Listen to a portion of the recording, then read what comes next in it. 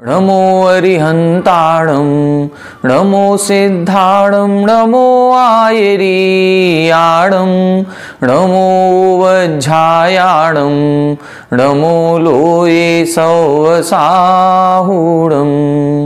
मोक्षमार्गस्य नेतारं भेत्तारं कर्मभूभृतां ज्ञातारं विश्वतत्त्वानां वंदे तद्गुणलब्धये। 1008 श्री मूलनायक आदिनाथ भगवान की जय। द्वासांग जिनवाणी माता की जय। आचार्य श्रेष्ठ आचार्य गुरुवर श्री 108 उमा स्वामी जी महाराज की जय।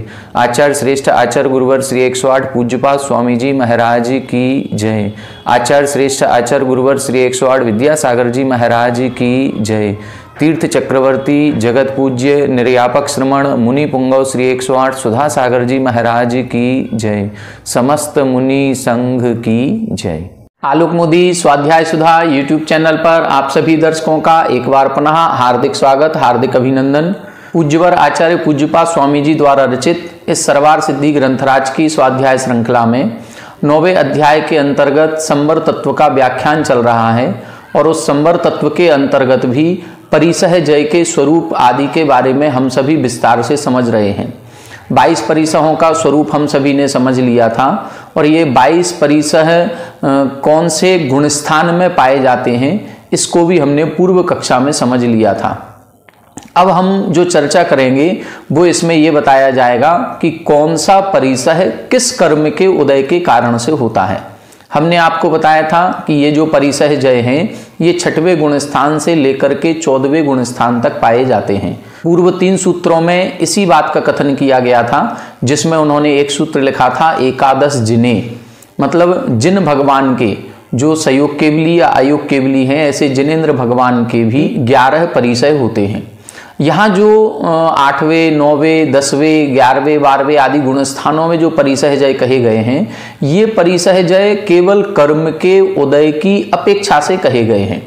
जहाँ जहाँ जिस कर्म का उदय होता है और जिस कर्म के उदय के कारण से जो परिसह कहे गए हैं उन परिसहों का सद्भाव भी माना गया है, क्योंकि वहाँ उस कर्म का उदय है। वास्तविकता में परिसह जय जो होता है वो 6वें 7वें गुणस्थान में ही होता है। अब अपन देखेंगे कि कौन से कर्म के कारण से कौन से परिसय होते हैं। पूर्व कक्षा में हमने 843 नंबर तक की उत्थानिका देख ली थी। पेज नंबर 340 पर 844 नंबर की उत्थानिका से अपन पढ़ेंगे। आह गृहीतम एतत् परिसहाणाम स्थान विशेष अवधारणम इदम तु न विद्मः कस्याः प्रकृतेः कः कार्य इति यत्र उच्यते। आह गृहीतम एतत् परिसहाणाम, यहाँ बता रहे हैं ये जो पूर्व में परिसहों का वर्णन हुआ है उनका गृहीतम यानी हमने जान लिया है। क्या जान लिया है? स्थान विशेष अवधारणम, कि कौन से गुण स्थान में कौन सा परिसह जय पाया जाता है। हमने आपको बताया था सामायिक चारित्र और छेदोपस्थापना चारित्र, ये 2 जो चारित्र हैं ये 9वें गुण स्थान तक होते हैं, 6वें से 9वें तक। तो 6वें से 9वें तक इन्होंने कितने परिसहों को लिखा था? बादर सांप्राय सर्वे, यहाँ पर सभी प्रकार के परिसह जय होते हैं। फिर इन्होंने लिखा था सूक्ष्म सांप्राय छदमस्त वितराग्योश चतुर्दश, तो 10वें 11वें 12वें गुण स्थान में 14 होते हैं और 13वें 14वें गुण स्थान में 11 परिसय होते हैं। तो ये अवस्थान अपन ने चारित्र की अपेक्षा समझ लिया था। चारित्र हमने बताया था 6 से 9 तक सामायिक और छेदोपस्थापना चारित्र है जहां सभी प्रकार के परिसय होते हैं। सूक्ष्म सांप्राय चारित्र 10वें गुण स्थान में होता है, वहां 14 परिसय हैं। यथाख्यात चारित्र 11 से 14वें गुण स्थान तक होता है, तो 11वें और 12वें गुण स्थान में 14 परिसय होंगे, 13वें और 14वें गुण स्थान में 11 परिसय होंगे। देखें ये संख्या कैसे कम ज्यादा हो जाती है वो अब यहाँ पर कारण बताएंगे, क्योंकि कर्म के कारण से परिसय होते हैं और जैसे जैसे ऊपर के गुण स्थानों में बढ़ते हैं कर्म की उदय विच्छुत्ति होने लगती है और जैसे जैसे कर्म की उदय विच्छुत्ति होगी तो फिर परिसय भी नहीं पाया जाएगा। देखें इदम तु न विद्मः कस्याः प्रकृतेः कः कार्यम, इसीलिए इधर पूछ रहे हैं कि अभी तक अब हम ये नहीं जान पाए हैं कि किस कर्म प्रकृति के कारण से ये परिसह जय होते हैं, किसके कारण से यह कार्य होता है। तब इधर सूत्र लिखा ज्ञानावर्णे प्रज्ञा ज्ञाने, ज्ञानावर्णे प्रज्ञा ज्ञाने। जो दो परिसह बताए गए हैं, एक प्रज्ञा और एक अज्ञान, ये दोनों परिसह ज्ञानावरण कर्म के उदय की अपेक्षा से होते हैं। ज्ञानावरण कर्म का उदय जहां तक पाया जाएगा वहां तक ये दो परिसह भी पाए जाएंगे। अब ज्ञानावरण का उदय कहां तक होता है, तो 12वें गुण स्थान तक होता है, इसीलिए 12वें गुण स्थान तक ये प्रज्ञा परिसह भी होगा और अज्ञान परिसह भी होगा। 845 इदम अयुक्तम वर्तते, ये आपने ठीक नहीं लिखा। किम अत्र अयुक्तम, यहां क्या ठीक नहीं है, सब कुछ ठीक है।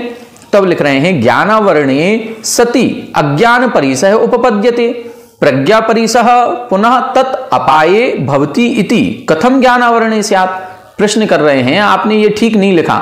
जब प्रश्न किया गया क्या ठीक नहीं लिखा, तब बता रहे हैं कि ज्ञानावरण कर्म के उदय में तो अज्ञान परिसय होना चाहिए, वो तो ठीक है, लेकिन प्रज्ञा परिसय तो तत् अपाये, उस ज्ञानावरण कर्म के रहित हो जाने पर, ज्ञानावरण कर्म के क्षय हो जाने पर फिर प्रज्ञा परिसय उत्पन्न होता है। तो फिर ज्ञानावरणे, ये ज्ञानावरण कर्म का कार्य कैसे हो गया। तब इधर लिख रहे हैं इति यत्र उच्यते। अब इसका समाधान दे रहे हैं, छायोपशमी की प्रज्ञा अन्यस्मिन् ज्ञानावरणे सति मदम जनयति न सकल आवरण क्षये इति ज्ञानावरणे सति इति उपपद्यते। देखें यहां बता रहे हैं छायोपशमी की प्रज्ञा और छाया की प्रज्ञा, इसको समझें। जो हमारा ज्ञान स्वभाव आत्मा का है, उस ज्ञान स्वभाव को ज्ञानावरण कर्म ढके हुए हैं। अब ये जो ज्ञानावरण कर्म है ये 5 प्रकार का होता है, मति ज्ञानावरण, श्रुत ज्ञानावरण, अवधि ज्ञानावरण, मनःप्रय ज्ञानावरण और केवल ज्ञानावरण। इनमें से जो प्रारंभ के 4 ज्ञान हैं, ये 4 ज्ञानावरण क्षयोपशमिक होते हैं। जब इन कर्मों का क्षयोपशम होता है तो ये 4 ज्ञान हमें प्रकट हो जाते हैं। जितना जितना क्षयोपशम होगा उतना उतना ज्ञान प्रकट होगा। लेकिन केवल ज्ञान जो प्रकट होता है वो केवल ज्ञानावरण कर्म के अभाव हो जाने पर होता है। ठीक है, तो यहां पर इधर इन्होंने बताया कि जो छायोपशमी की प्रज्ञा हमें उत्पन्न होती है वो तो अन्यस्मिन् ज्ञानावरणे सति मदम जनयति, वह अन्यस्मिन् ज्ञानावरणे सति, अन्य ज्ञानावरण कर्म के उदय में मद को उत्पन्न कराती है। न सकल आवरण क्षय इति, लेकिन सकल आवरण कर्म का क्षय हो जाएगा, संपूर्ण ज्ञानावरण कर्म ही नष्ट हो गया, फिर मद उत्पन्न नहीं होता है। मद कब उत्पन्न होगा, जब ज्ञानावरण कर्म का क्षयोपशम उत्पन्न होता है। हमारा क्षयोपशम ज्यादा है, दूसरे का क्षयोपशम कम है, तो फिर हमें मद उत्पन्न होगा। लेकिन जब ज्ञानावरण कर्म का क्षय ही हो जाएगा तब फिर मद उत्पन्न नहीं होता है। इस दृष्टि से यहां पर ज्ञानावरण कर्म के उदय के कारण ही प्रज्ञा और अज्ञान दोनों प्रकार के परिसह कहे गए। दोनों प्रकार के परिसय कैसे बन जाएंगे, मान लो मति ज्ञानावरण और श्रुत ज्ञानावरण कर्म का हमारे उत्कृष्ट क्षयोपशम है, तो मति ज्ञानावरण श्रुत ज्ञानावरण कर्म के उत्कृष्ट क्षयोपशम के कारण से हमें मति ज्ञान श्रुत ज्ञान पूर्ण रूपेण उत्पन्न हो गया। लेकिन अवधि ज्ञान और मनःप्रय ज्ञानावरण कर्म का क्षयोपशम नहीं है, तो अवधि ज्ञान और मनःप्रय ज्ञान हमें उत्पन्न नहीं होगा।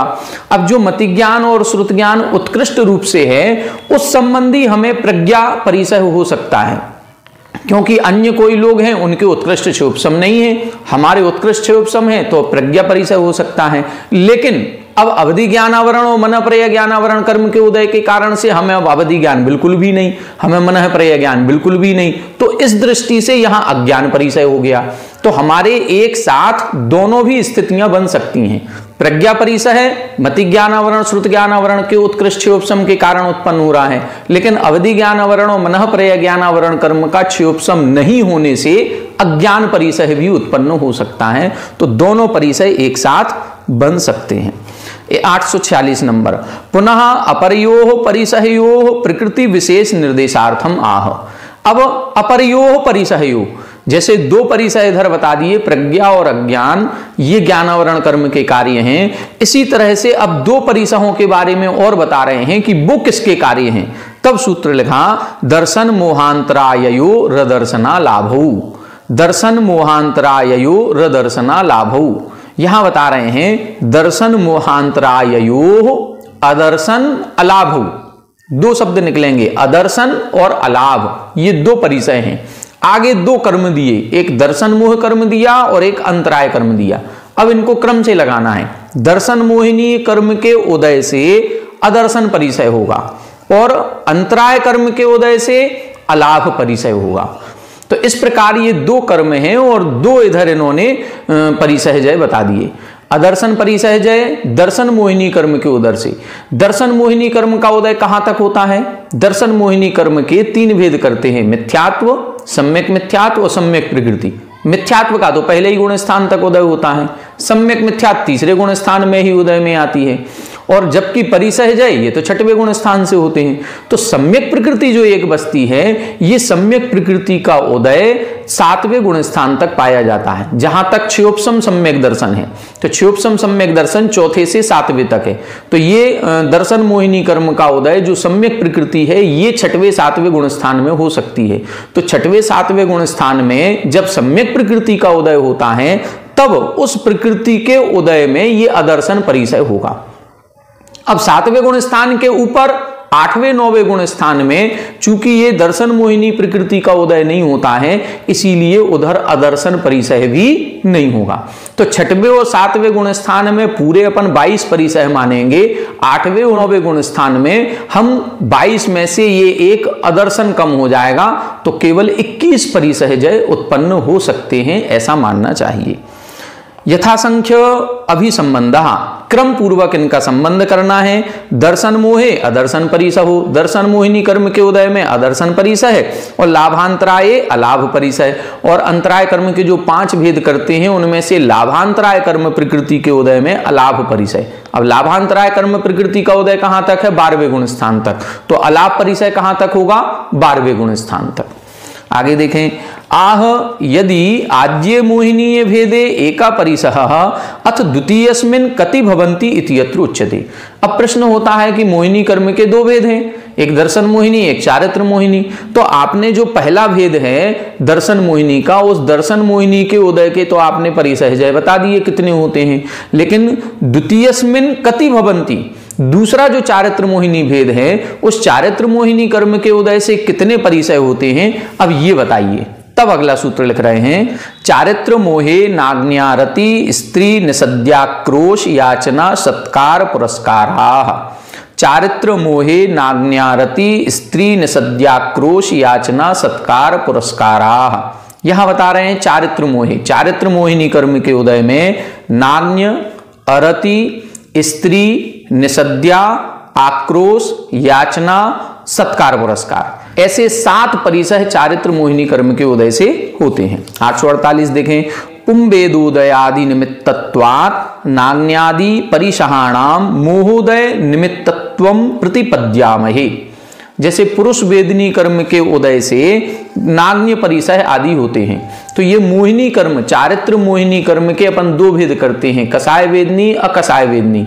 तो ये जो 25 प्रकृतियां इसकी होती हैं, इन 25 प्रकृतियों में पुंबेद आदि निमित्तत्वात्, पुंबेद आदि जो प्रकृतियां हैं उनके निमित्त से नाग्न्य आदि परिसहाणाम, नाग्न्य आदि परिसह मोह उदय निमित्तत्वात् प्रतिपद्यामहे, मोहिनी कर्म के निमित्त से होते हैं, ऐसा कहा जाता है।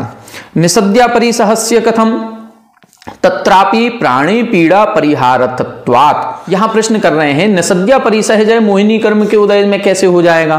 तब लिख रहे हैं तत्रापि प्राणी पीड़ा परिहारार्थत्वात्। वहां पर भी प्राणियों की पीड़ा ना हो, ये भाव मन में आता है, इस कारण से इसको मोहिनी कर्म के उदय के कारण से कहा गया। मोहोदय सती प्राणी पीड़ा परिणामः संजायते, क्योंकि मोहिनी कर्म के उदय से ही दूसरे अन्य प्राणियों की रक्षा करने का भाव उत्पन्न होता है। मोहिनी कर्म है, इसीलिए यहां पर ये निषद्या परिसहज कहा है। प्रश्न अब ये उठेगा कि निषद्या, चर्या और सय्या, ये 3 परिसय होते हैं, और तीनों भी एक बैठने की अपेक्षा से है, एक चलने की अपेक्षा से है, एक लेटने की अपेक्षा से है। तो 3 में से चारित्र मोहिनी कर्म के उदय में केवल एक लिया निषद्या, बाकी सय्या और चर्या को वेदनी कर्म के उदय से माना है। तो ऐसा विभाग क्यों किया गया? तब इधर जो समाधान विशेषार्थ में और टीका में जो इन्होंने दिया है, वो केवल इतना दिया है कि जब वेदन करने की बात आती है, जैसे चल रहे हैं हम और चलते समय कोई कांटा चुभ गया, तो अब उस कांटा चुभने में केवल हमारे शरीर को वेदना हो रही है, उस वेदना का अनुभव हो रहा है, और उस वेदना को शांत भाव से सहन करना, तो ये वेदनी कर्म के उदय के कारण से होगा। वहां पर अन्य प्राणियों की पीड़ा का परिहार कर रहे हो ये बात नहीं है, लेकिन निसद्या परिसहजय में अन्य प्राणियों की पीड़ा ना हो इस प्रकार से बैठना है। मान लो हम एक आसन से बैठे हैं, जैसे अभी पूज्य आचार्य श्रेष्ठ आचार्य गुरुवर विद्यासागर जी महाराज श्री की समाधि हुई, उनके संबंध में एक संस्मरण किसी मुनिराज श्री के द्वारा सुनाया जा रहा है और वो बता रहे हैं कि पूज्य आचार्य गुरुवर एक बार बैठे हुए थे और उनके हाथ पर इधर मच्छर बैठा हुआ था और वो मंदिर में जिनेंद्र देव की स्तुति कर रहे थे। अब उस समय स्तुति करते समय जब स्तुति की जाती है तो दोनों हाथों में पिच्छी लेकर के ऐसे घुमाते हैं और फिर नमस्कार करते हैं, लेकिन पूज्य आचार्य भगवान के यहाँ पर जो मच्छर बैठा था तो उस मच्छर को कोई बाधा उत्पन्न ना हो इसलिए उन्होंने एक हाथ से पिच्छी उठा करके और फिर नमस्कार किया।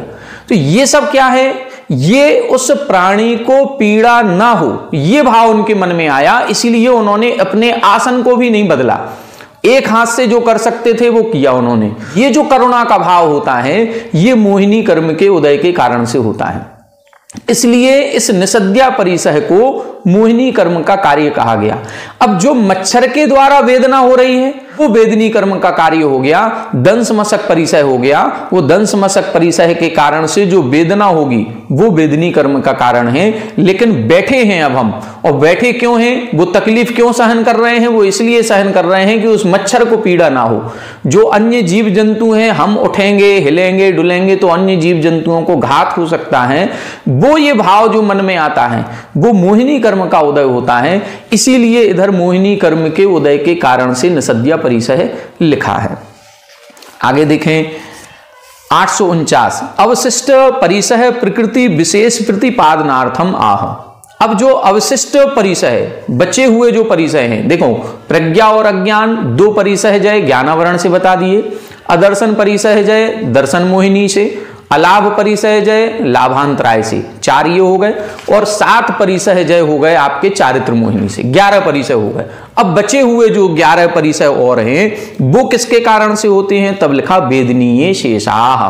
यहां बता रहे हैं शेष जितने परिसय बचे हैं 11 परिसय और बचे वो सारे के सारे वेदनीय कर्म के उदय के कारण से होते हैं। 850 उक्ता एकादश परिसहाः। ये एकादश परिसहों का वर्णन हम पहले कर चुके हैं। तेभ्यो अन्ये शेषाः वेदनीय सति भवन्ति इति वाक्य शेषाः। अब तेभ्यो अन्ये जो अभी 11 हमने बता दिए, एक ज्ञानावरण के कर्म से उदय से होने वाले प्रज्ञा अज्ञान अदर्शन अलाभ और चारित्र मोहिनी वाले ये 11 परिसय हमने बता दिए। अब तेभ्या अन्य उनसे जो बचे हुए विपरीत और अन्य जो हैं शेष वो वेदनीय सति वेदनीय कर्म के उदय में होते हैं, ऐसा वाक्य शेष लगा लेना चाहिए। के पुनः ते, अब वो कौन कौन से हैं, तब नाम बता रहे हैं। क्षुत यानी क्षुधा की वेदना, पिपासा प्यास की वेदना, शीत की वेदना, उष्ण की वेदना, दंशमशक मच्छर आदि के काटने की वेदना, चर्या चलते समय कंकड़ पत्थर आदि चुभने पर होने वाली वेदना, सैया लेटते समय जो हम एक करवट से लेटे हैं उसमें जो वेदना हो रही है। हमारे जो आचार्य गुरुवर थे उनका भी एक नियम था कि हम एक ही करवट से लेटेंगे। अब एक करवट से लेटने में कितनी वेदना शरीर को होती होगी ये वही जानता है जो एक करवट से लेटता है। हम लोग तो जो लेटते हैं पता ही नहीं चलता कितनी करवट हमारी बदल जाती हैं।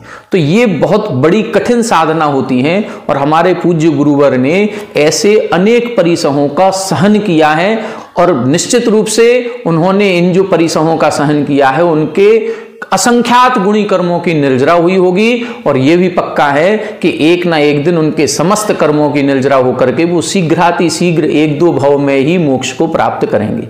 ये भाव तो इनका मनुष्य का था, संलेखना पूर्वक समाधि पूर्वक उनका बहुत अच्छे परिणामों के साथ जो मरण हुआ है, निश्चित रूप से वो वैमानिक देव बने होंगे। वैमानिक देव से अपनी आयु को पूरी करते ही यदि भरत क्षेत्र में चौथा काल चल रहा होगा तो यहाँ आ जाएंगे, नहीं आएंगे तो विदेह क्षेत्र में जाकर के उनकी मुक्ति तो निश्चित है। तो इस प्रकार से ये जो 11 परिसय इधर बताए गए हैं, चर्या सैया वध रोग तृण स्पर्श मल। रोग परिसय की देखें आप, पीलिया जैसा रोग हो गया तो उस रोग के होने पर भी उन्होंने रंच मात्र भी उपचार नहीं कराया। कितने सारे डॉक्टर बैठे रहे कि आप हमें अपने ब्लड का सैंपल दे दीजिए, नहीं दिया। लेकिन समाधि को स्वीकार कर लिया, संलेखना को स्वीकार कर लिया, लेकिन उस रोग की वेदना को कम करने का कोई भाव नहीं किया कि हम डॉक्टर को दिखा लें या हमारी कोई वेदना कम हो जाए, नहीं। इसी को बोलते हैं रोग परिसहजय। तो इस प्रकार से ये 11 परिसय वेदनी कर्म के उदय से होते हैं। अब यहां पर ये बता रहे हैं अगले सूत्र में, एक साथ कितने परिसय हो सकते हैं। 851 आह व्याख्यात निमित्त लक्षण विकल्पाह। यहां बता रहे हैं जो निमित्त लक्षण, जो परिसय होते हैं, ये किस निमित्त से होते हैं, किस कर्म के उदय में होते हैं, ये व्याख्यात, इसका हमने व्याख्यान कर दिया। अब प्रति आत्मनि प्रादुर्भवन्तः कति युगपत अवतिष्ठन्ते इति यत्र उच्यते। अब यहां बता रहे हैं प्रति आत्मनि, प्रत्येक एक आत्मा में प्रादुर्भवन्तः उत्पन्न होने वाले कति कितने परिसय युगपत अवतिष्ठन्ते एक साथ उपस्थित हो सकते हैं। किसी एक आत्मा में एक साथ कितने परिसय उत्पन्न हो सकते हैं, अब इसका कथन यहां पर कर रहे हैं। इति यत्र उच्यते एकादयो भाज्या युगपदे कस्मिन्नैकोन विंशतिः। एकादयो भाज्या युगपदे कस्मिन्नैकोन विंशतिः। यहां बता रहे हैं एक आदयो, एक से प्रारंभ करेंगे। एक परिसय हो सकता है, 2 हो सकते हैं, 3 हो सकते हैं, 4 हो सकते हैं, ऐसे अपन गिनती बढ़ाते चलें और विभाग करते जाएं। किसी मुनिराज के 1 ही परिसय है, किसी मुनिराज के 2 हैं, किसी के 4 हैं, किसी के 6 हैं, किसी के 10 हैं। तो अधिकतम एक साथ कितने हो सकते हैं, युगपत एकस्मिन एकोनविंशतिः। एकोनविंशति का मतलब 19 परिसय एक साथ एक आत्मा के हो सकते हैं। अब ये 19 कौन से होंगे, 22 होते हैं, तो 3 कौन से कम कर दिए, वो टीका में बता रहे हैं 852 नंबर। आंग अभिविधि अर्थः, जो आंग पद का यहां पर उल्लेख किया गया है उसका मतलब क्या है, मर्यादा बताने के लिए। आंग का मतलब आ कहां लिखा है, एकादयो भाज्या युगपत एकस्मिन आ एकोनविंशति। यहां पर जो युगपदे कस्मिन्नैकोनविंशति लिखा है, यहां आ छुपा हुआ है। पहले निकलेगा युगपत, फिर निकलेगा एकस्मिन, फिर एकस्मिन के बाद है आ, और फिर उसके बाद है एकोनविंशति। तो ना में आ मिल गया और फिर आ होने पर ए आने पर आई बन गया। तो इस प्रकार से यहां आ शब्द, आ का मतलब होता है तक, 19 परिसय तक हो सकते हैं। तेन एकोनविंशति अपि क्वचित युगपत संभवन्ति इति अवगम्यते। इससे यह सिद्ध होता है कि एकोनविंशति अपि मतलब 19 परिसय भी क्वचित युगपत संभवन्ति, कहीं कहीं किसी मुनिराज के एक साथ 19 प्रकार की बाधाएं भी आ सकती हैं। तत्कथम, वो कैसे 19 कैसे हो जाएंगे, इति चेत उच्यते। अब इसका वर्णन कर रहे हैं, शीत उष्ण परिसहयोः एकः। शीत और उष्ण ये दोनों भी विपरीत हैं, या तो गर्मी लग रही होगी या सर्दी लग रही होगी, 2 में से एक ही वेदना एक समय में हो सकती है, दोनों नहीं हो सकती। सय्या निषद्या चर्याणाम च अन्यतम एव भवति। और सय्या, निषद्या और चर्या, या तो हम चल रहे होंगे या बैठे होंगे या लेटे होंगे, 3 में से एक स्थिति रहेगी, तीनों भी एक साथ नहीं हो सकती हैं। इसीलिए एकस्मिन आत्मनि, एक आत्मा में ये परिसय कम हो जाएंगे। शीत उष्ण में से एक कम हो जाएगा और इन 3 निषद्या चर्या सय्या में से एक होगा तो 2 कम हो जाएंगे। 2 इधर कम हो गए, एक शीत उष्ण का कम हो गया, 3 कम हो गए, ऐसे 19 परिसय हो जाएंगे। कुतः विरोधात, ऐसा क्यों किया, क्योंकि विरोधात, इनमें विरोध है। ये दोनों जो परिसय हैं, शीत उष्ण का विरोधी है, उष्ण शीत का विरोधी है। निषद्या चर्या सय्या का विरोधी है, चर्या सय्या और निषद्या का विरोधी है। इस प्रकार से तत् त्रयाणाम अपगमे, इन तीनों के जाने पर युगपत एकात्मनि इतरेषाम संभवात एकोनविंशति विकल्पा बोधव्या। इन 3 के हटाने पर एक साथ एक आत्मा में बचे हुए 19 परिसय हो सकते हैं, ऐसा जानना चाहिए। ननु प्रज्ञा ज्ञानयोः अपि विरोधादि युगपत संभवः। यहां लिख रहे हैं कि जो आपने 2 परिसय लिखे थे, प्रज्ञा और अज्ञान, ये भी दोनों विरोधी हैं। तो ये जब दोनों विरोधी हैं तो ये दोनों एक साथ कैसे उत्पन्न हो जाएंगे, तब इधर लिख रहे हैं श्रुत ज्ञान अपेक्षया प्रज्ञा परिसह अवधि ज्ञान आदि अभाव अपेक्षया अज्ञान परिसह इति नास्ति विरोधा। यहां बता रहे हैं श्रुत ज्ञान की अपेक्षा से हमारा मति ज्ञान श्रुत ज्ञान उत्कृष्ट है, उस अपेक्षा से हमारे प्रज्ञा परिसय हो सकता है, लेकिन हमें अवधि ज्ञान मन प्रज्ञा ज्ञान नहीं है, तो वो अज्ञान हो गया। उस दृष्टि से अज्ञान परिसय। तो इस प्रकार से दोनों परिसय एक साथ उत्पन्न हो सकते हैं। तो ये अपन ने आज परिसयों का पूरा वर्णन पढ़ लिया। अब यहां से चारित्र का वर्णन प्रारंभ होगा। अब अपन लोग एक चार्ट बनाएंगे। उस चार्ट में अपन परिसयों का नाम लिखेंगे, उनका किस कर्म के उदय से कौन सा परिसय होता है ये लिखेंगे, और तीसरे कॉलम में ये लिखेंगे कि वह कौन से गुण स्थान तक पाया जाता है। ये 3 कॉलम बनेंगे, 22 परिसयों का एक चार्ट बन जाएगा। उससे स्पष्ट हो जाएगा ये परिसय इस कर्म के कारण से है, इस गुण स्थान तक होगा। आइए वो अपन चार्ट बनाने का प्रयास करते हैं। आइए देखें, सबसे पहले हमने यहां पर 22 परिसयों के नाम लिखे हुए हैं और ये 3 कॉलम अपन ने बनाए हुए हैं। सबसे पहले कॉलम में परिसयों का नाम, दूसरा कॉलम गुण स्थान और तीसरा कॉलम कर्म का उदय। फिर परिसय का नाम, गुण स्थान और कर्म का उदय, ऐसे अपन कॉलम बनाएंगे। एक कॉलम में यहां हमने 11 परिसय इधर लिखे और 11 परिसय इधर लिखे। अब अपन इन पर विचार करेंगे सूत्र के अनुसार कौन सा परिसय किस कर्म के उदय में होता है, और फिर उस कर्म का उदय कौन से गुण स्थान से कौन से गुण स्थान तक पाया जाता है, इसको अपन देखेंगे। तो सबसे पहले सूत्र क्या लिखा था, ज्ञानावरणे प्रज्ञा ज्ञाने। ज्ञानावरण कर्म के उदय से प्रज्ञा और अज्ञान परिसय जाए। तो पहले देखें प्रज्ञा और अज्ञान कहां है, प्रज्ञा और अज्ञान यहां पर है, तो इसके सामने अपन लिखेंगे ज्ञानावरण कर्म। ये ज्ञानावरण कर्म और ये भी ज्ञानावरण कर्म, ठीक है। अब इसके बाद अपन ने कौन सा पढ़ा था, इसके बाद अपन ने देखा था दर्शन मोहांतराययो दर्शना लाभौ। दर्शन मोहिनी कर्म के उदय से अदर्शन परिसय, तो अदर्शन के सामने लिख देंगे अपन दर्शन मोहिनी, ठीक है। और फिर अलाभ परिसय किसके सामने लिखेंगे, अलाभ के सामने लिखेंगे अंतराय। तो अलाभ इधर है, ये अपन ने लिख दिया अंतराय। ये 4 कर्म हो गए। फिर इसके बाद अपन ने देखा था चारित्र मोहे नान्य। नान्य के आगे लिखेंगे चारित्र मोह, ठीक है। नान्यारति, ये भी चारित्र मोह। नान्यारति स्त्री, निषद्या, शय्याक्रोश। चारित्र मोहे नान्या रति स्त्री निषद्याक्रोश, आक्रोश।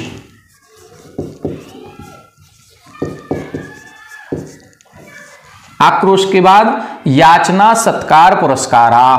तो याचना, चारित्र मोह और सत्कार पुरस्कार, ये चारित्र मोह। इस प्रकार से अब इसके बाद अपन ने क्या सूत्र पढ़ा था, वेदनीय शेषा। अब शेष सभी वेदनी कर्म के उदय के कारण से, तो इधर सब जगह अपन वेदनी लिख देंगे। ये भी वेदनी, ये भी वेदनी, ये भी वेदनी, ये भी और ये भी। फिर यहां चर्या आ जाएगा वेदनी से, ठीक है। और फिर इधर सैया भी आ जाएगा वेदनी से। फिर इस तरफ देखें अपन वध, ये भी वेदनी से। वध के बाद रोग, ये भी वेदनी कर्म। रोग के बाद तृणस्पर्श और मल, ये भी दोनों वेदनी से। ये अपन ने कर्म को लिख लिया। अब अपन गुण स्थान देखेंगे। गुण स्थानों में अपन को इन कर्म का उदय देखना है। कर्म का उदय समझें, हमने आपको बताया दर्शन मोहिनी कर्म का उदय 7वें गुण स्थान तक है। चारित्र मोहिनी कर्म का उदय 10वें गुण स्थान तक होगा। ज्ञानावरण कर्म का उदय और अंतराय कर्म का उदय 12वें गुण स्थान तक होता है। वेदनी कर्म का उदय 14वें गुण स्थान तक होता है। बस अब अपन को ये व्यवस्था देखनी है, जहां वेदनी कर्म है इसका उदय कहां तक है, 14वें गुण स्थान तक। तो अपन इधर लिखेंगे 6 से 14, ये भी 6 से 14, 6 से 14, ये भी 6 से 14। जहां जहां वेदनी है वहां वहां 6 से 14 लिख दें। यहां पर वेदनी है 6 से 14, यहां वेदनी है 6 से 14। तो ये जो 11 परिसय हैं ये 6 से 14 में हो जाएंगे। फिर इसके बाद यहां पर भी ये वेदनी था, ये भी 6 से 14 और ये भी 6 से 14। अब चारित्र मोह के कारण से कितने थे, 7 परिसय थे। चारित्र मोहिनी कर्म का उदय 10वें गुण स्थान तक, तो अपन यहां पर 10वां गुण स्थान लिख देंगे। तो इधर लिखेंगे 6 से 10, 6 से 10, 6 से 10, यहाँ पर भी 6 से 10। फिर इसके बाद इधर देखें आक्रोश, ये भी 6 से 10, ये याचना 6 से 10, और फिर इधर सत्कार पुरस्कार 6 से 10 गुण स्थान तक। ठीक है। अब जो अपने ज्ञानावरण कर्म के कारण से है, वो ज्ञानावरण कर्म का उदय 12वें गुण स्थान तक होता है। तो प्रज्ञा और अज्ञान ये 6 से 12 गुण स्थान, और अंतराय कर्म भी 12वें गुण स्थान तक होता है। तो अंतराय कर्म से अलाव है, ये भी 6 से 12। अब बचा एक अपना, कौन सा? अदर्शन। ये अदर्शन दर्शन मोहिनी कर्म के उदय के कारण से है, ये केवल सम्यक प्रकृति के उदय में होता है, इसलिए 7वें गुण स्थान तक जो सम्यक प्रकृति का उदय है, तो 7वें गुण स्थान तक अदर्शन परिचय होगा। तो ये लिख लेंगे अपन 6वां और 7वां। ये इस प्रकार से अपना एक चार्ट बन करके तैयार हो गया। अब इस चार्ट को आप लोग पूरा बना लें, तो इससे आपको परिसह जय को समझने में बहुत आसानी होगी। ये जो 5-6 सूत्र यहाँ पर इन परिसहों को अवस्थान कहाँ पर है, किस गुण स्थान में होता है, वो किस कर्म के कारण से है, ये जो इन्होंने 5-6 सूत्रों में वर्णन किया, उसको एक चार्ट में अपन इस तरह से बना सकते हैं। तो आप लोग इसको बना लीजिएगा और इसको पूरा अच्छी तरह से समझिएगा कि हमें भी ऐसे परिसहों को सहन करना है। जैसे पूज्य आचार्य गुरुवर ने परिसहों को सहन करके सल्लेखना समाधि पूर्वक मनन किया, हमें भी ऐसी भावना भानी है कि हे भगवान, हमें भी ऐसी शक्ति प्रदान करें कि हम भी मुनि पद को अंगीकार करके और इन परिसहों को सहन करते हुए और अपने इस सल्लेखना समाधि पूर्वक एक बार मनन करें और उसके बाद अपने मोक्ष पद की तैयारी करें, मोक्ष पद को प्राप्त करें। ऐसी भावना के साथ आज की कक्षा में इतना ही। आगे की कक्षा में आगे के विषय को अपन लेंगे। आप सभी हमारे साथ बने रहें। सभी को जय जय।